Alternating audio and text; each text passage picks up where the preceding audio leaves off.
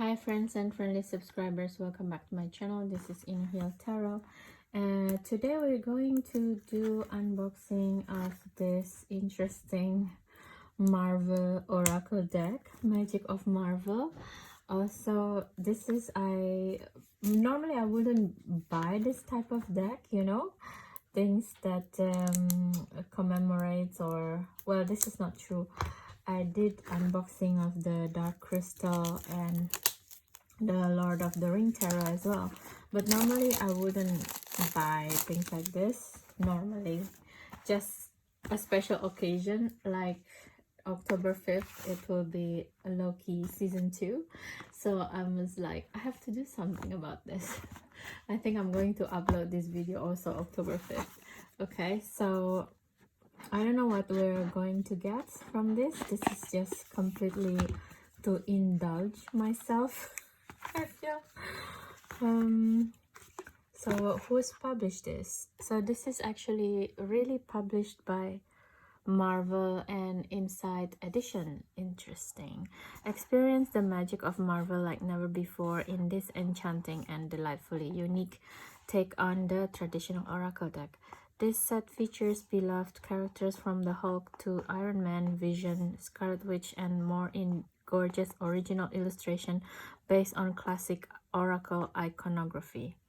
Okay, so this is 44 cards and 64 page of guidebook. Interesting, because I actually never read Marvel comics. It's not something that we do where I grew up. We did more Japanese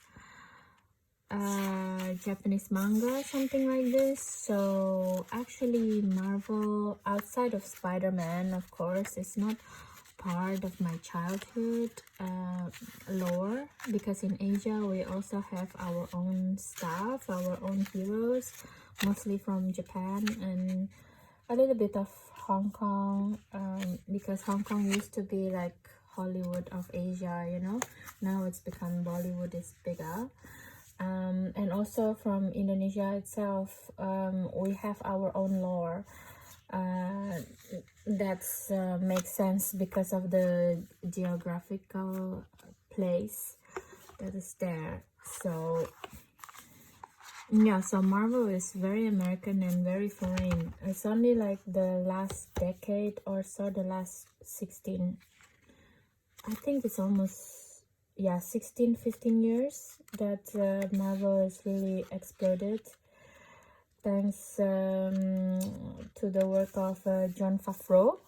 That's really creating 4 stages of Marvel's universe, right? MCU, that now is bought by Disney. But yeah, I'm very unfamiliar with this, but now because I'm following the MCU, I'm starting to get familiar a little bit, but the actual comic lore and how the graphics going, I didn't know.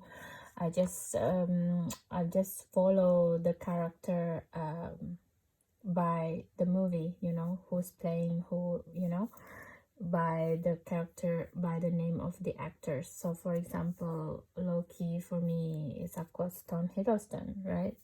Thor is Chris Hemsworth, and so forth. So it's very interesting to see the look of the oracle in itself, the artwork in itself, that has nothing to do with the face of the MCU people. And so yeah, so let's get started. And I'm so excited with Loki season 2. I'm not a fan of Disney Plus, but I can watch it for free anyway, so don't worry, I'm not pirating or anything, but I have resources. So yeah, let's just start the silent flip through. Not so silent flip through, I will put my opinion about it already. So with America Chavez, I think she's the one of the last character in in the movie of Doctor Strange, right? And she's actually very, very powerful character as well. And it's really nice to see her saying the best way is your way, because that is her character saying in the movie as well. Aunt May, oh, Aunt May. I really love the last iteration of Aunt May with Marisa Tomei, because she used to date Robert Downey Jr., so that's why she got the character. And it's just like there's a little bit of a scene, if I'm not wrong. There's a Robert Downey Jr. as well in it, in one of those movies, and you can tell there's still a little bit of spark between them. But this Aunt May, it's more like the Tobey Maguire Aunt May, that's really old and fragile, and you just like, oh my god, we have to take care of this aunt, you know. It's very, very beautiful. And Black Panther, of course, with yeah, with the first Black Panther that passed away. I don't want to butcher his name, Charles Boswick or something like that. Sorry, I'm not really familiar with his name, but he was really good in that character, this torn prince, you know, that has to glow up basically to take the responsibility. It's really, really beautiful. Wear the crown with honor. Yeah. And the Black Widow, of course, with Scarlett Johansson. It's really ScarJo in this in this suit is like, of course, very sexy, and she's always very annoyed by the journalist who interview her about her diet that makes her looks very good in the suit. And then they would ask the guys like Robert Downey Jr. or Chris Pratt or the other Chris's like very existential questions, and it's a little bit sexist there. Yeah, but she's looks really badass in this costume. It's very beautiful. Although the Black Widow movie I don't really like. The only one that I like of that movie is the character of the sister. I forgot her name now, but she's very good at it, because she's kind of mocking her when she does a certain pose, and it's like, what is this pose, you know? And in reality, if you do this type of pose when you want to land, you would break your hip for sure. So that part is really funny, the Black Widow, but the whole movie is a little bit too long. Captain Marvel, I don't like her. I don't like the Brie Larson, the artist that played her. I think she's a bit much. I think she's a bit condescending, but you see like her face is quite condescending as well in here. So I don't really like her character very much. Okay, Deadpool. Not really a fan, even though it's funny as fuck. Sorry to curse, but yeah, not a fan. I don't know who this is, Doctor Doom, but probably we will see it in the next iteration of all of those movies. Dr. Octopus, Doc Ock, oh my god. The last Spider-Man movie, and they use this, of course they have to use the same Doc Ock, right? Because the idea is like the multiverse. And oh my god, the actors who did this character is so perfect, and for him probably also like, what the fuck, I got the chance to play this character again. It's so beautiful. And yeah, I love that one. I like that movie. And this is the one that I really hooked the most, Doctor Strange, because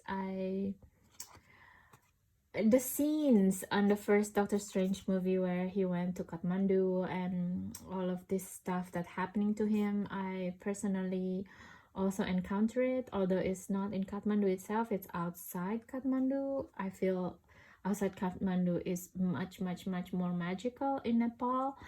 So to me, the reality of Doctor Strange is my reality. So I'm just like a whole when it comes to Doctor Strange movies. I'm sorry. I don't know what's happening to me, but it's just feeling like a very joyful experience to see this Oracle deck. And intention is the gateway to glory. Of course, you know, and intention is also with the words, not just with the mind, because the words is the first magic. Like whatever you say will happen, and that's the thing with this, with what I realized from Doctor Strange movies. You know, it's mind-blowing. I don't know who this character is, Domino, or this lady as well, but she looks like Uma Thurman in Pulp Fiction to me, or Kill Bill. Yeah. Ghost Rider. Isn't it like Nick Cage played this one? It was a really nice movie as well, but it's a one-off. It's unfortunately not part of MCU. Yeah, Hawkeye. Yeah. It's not that I don't like that character, but it's just not really resonated with me. And Hela, oh my god, this character in the movie of Ragnarok. Who's that lady again who play also? Yeah, basically she's like a really the Australian actress. She does Hela very well. I think I enjoyed so much that Ragnarok movie. Sister Day, yeah. Who the fuck is this? Sorry, my language. And Hulk, of course, we have like a different iteration after iteration of Hulk. The Hulk is actually a part of my childhood because it was a part of a TV series with that guy, the really big bodybuilder guy. I don't know his name. Eric Bana? No, Eric Bana is one who play in one of the movies. I like so much Edward Norton as Hulk because he's very born as well to be Hulk. But unfortunately, I think Edward Norton has like a diva, and he's trying to change the a lot of the script, and so Marvel is like, you know what, thanks so much, you're a great actor, but I cannot work with you. And in the end they work with the latest Hulk, which is I really love so much, especially when he's also went to the Infinity War or something like that, and he, I don't know if it's intentionally or unintentionally, put his phone on live. And the fan is just like, oh, your phone is on, you're on. And he kept it on for 20 minutes before someone came to his sitting his chair and said like, turn off your phone. And that is the fun of him. And I also like his character in this movie Spotlight. Somehow I cannot pronounce his name right now. Spotlight is a very serious movie, and he portrayed a really serious journalist that now working on all the Catholic priests molesting stories around the world. This character, so you can see the versatility, and also his Hulk is really fun. I like it, and he has affair with the Black Widow, which is really fun to watch for me. It's very tortured romance, really beautiful. And of course we have to pay homage to this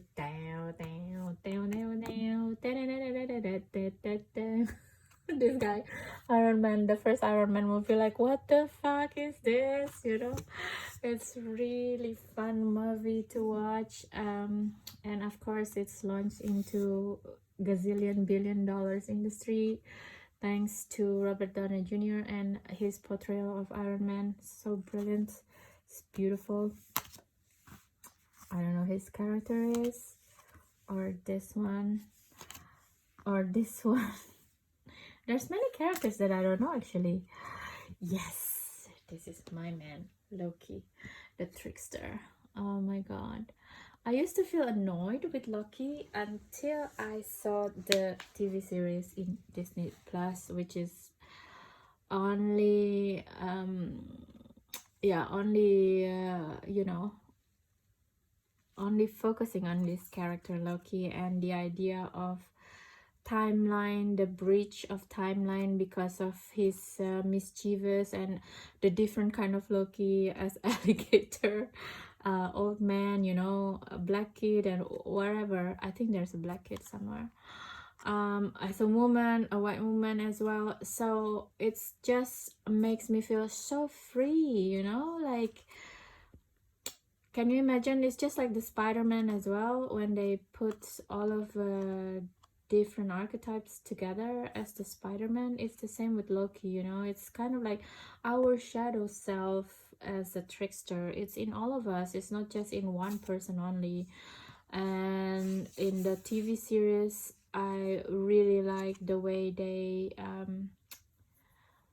they play with the cause and effect situation, with also the breach of the timeline, and with Kang as well. I think it's brilliant TV series. I wish Disney make more something like this, instead of just like choking down our throats with weird stuff these days that really took like a lot of moral high ground stuff. I know the things that I feel that will make people engage with you is that if you give them words and all of these things, the failure of being a human, you know, and how you get up again. And that's the fun of Loki. The same like the Mandalorian, which is I'm still waiting for that to be made.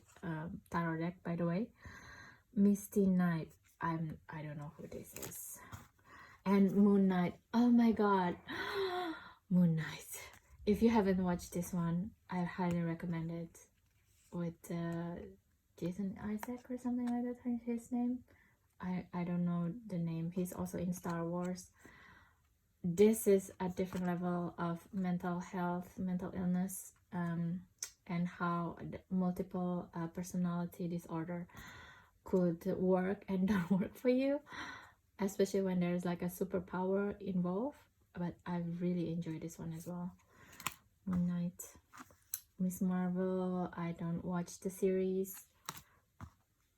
Mystique is also very, very beautiful character portrayed by Rebecca Romaine Stamos, in the 90s, early 2000s.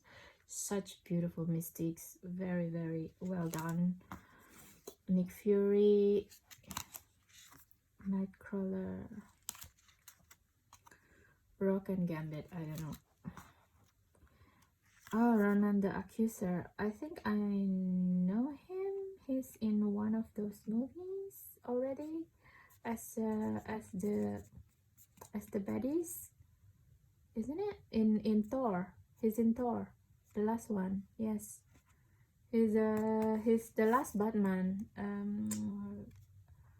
What's his name? The guy from the he's the last, not the now Batman, but the last one with the Christopher Nolan. I forgot his name. So many actors, I forgot the name. The Runaways, who the hell? I don't know. Scarlet Witch, oh my god. Oh, if you haven't watched the Wanda TV series in Disney Plus, you must watch it. It's also it's really, really well done, because I think it's one of a kind. It's something that's talking about grief, and how if you're a powerful witch, you can elude it yourself for so long, and keep creating reality, and you can get along in it without actually addressing the problem of your life, you know. It's a very beautiful TV series about grief, actually. The Wanda series, it's very beautiful. Scarlet Witch. I haven't watched this one. The She-Hulk. Shuri also, I don't know who's that. Spectrum, I don't know. And of course, The last one is the epic one, of course. The three Spider-Man together under Garfield, Tobey Maguire, and the Tom Holland. Yeah, with the different Mary Janes. Uh, if you haven't watched it, then you miss it, you know. Forget about it. Stop watching this video now. Bye. Squirrel Girl, I don't know who it is. And the Storm, I don't really like this character either. I think it's just a bit weird altogether, and not, I cannot relate to it. I can relate to Thanos better than to Storm, to be honest, because Thanos has like a clear motive and reason why he does things, and to me it's very compelling, you know, to see this character and make sense. And of course the handsome Thor. Who doesn't like Thor? Bye. You should also stop watching this, because the dynamic between Thor and Loki, it's very, very interesting. There's a lot of toxic sibling relationship there. That, yeah, it's a beautiful story again. And the last one with Jane that's dying from cancer, and again, you know, the fact that she doesn't want to accept the reality of the cancer, or Thor also doesn't want, and it's created a lot of problems. It's a very humanistic way to portray the superheroes. Is beautiful. The inevitability of death. Valkyrie, also the same with the Thor. It's nice. Venom, oh my god, also I'm looking forward to see the next one of this. So beautiful stories. We can, I don't know about this character, Winter Soldier. I'm not very gel with this character. For me, like, yeah, whatever, is one of those characters. And the last one, of course, the Wolverine, with the last one, Logan. Like, oh my god, you know, Hugh Jackman. Very, very beautiful character being portrayed. So that's the hot takes of this Magic of Marvel Oracle decks. It's such a kitty stuff, and I think it's a nice deck to play with in a rainy day, especially when you want to remember some iteration in the movie that's probably can help you solve your problem, or make you just a little bit laughing during the day that you have stress or something. I don't recommend, or not recommending it. It's really up to you. The card stock of this deck is thin as fuck, because it's I think it's just like a really cheapo whatever card stock, you know. Yeah, it's unfortunate. They could have done it better. And the keyword also, it's very comic book heavy. Yeah, so I don't know, it probably doesn't work as a oracle deck for most people, except for those who really into Marvel Universe. But Spider-Man. But nevertheless, I really enjoy doing this unboxing, and it's a breath of fresh air for me again. I hope you're enjoying this video too. If you like it, please don't forget to subscribe, share, and comments, because that's how the algorithm in this AI world works. If you like and share and comments, it will make this video visible to more people, and YouTube will introduce it, or, you know, recommend it to more people who like either Marvel or Tarot deck or Oracle deck, or the occult in general. Okay, so that's it, guys. Thank you so much for today, and see you in the next video. Bye.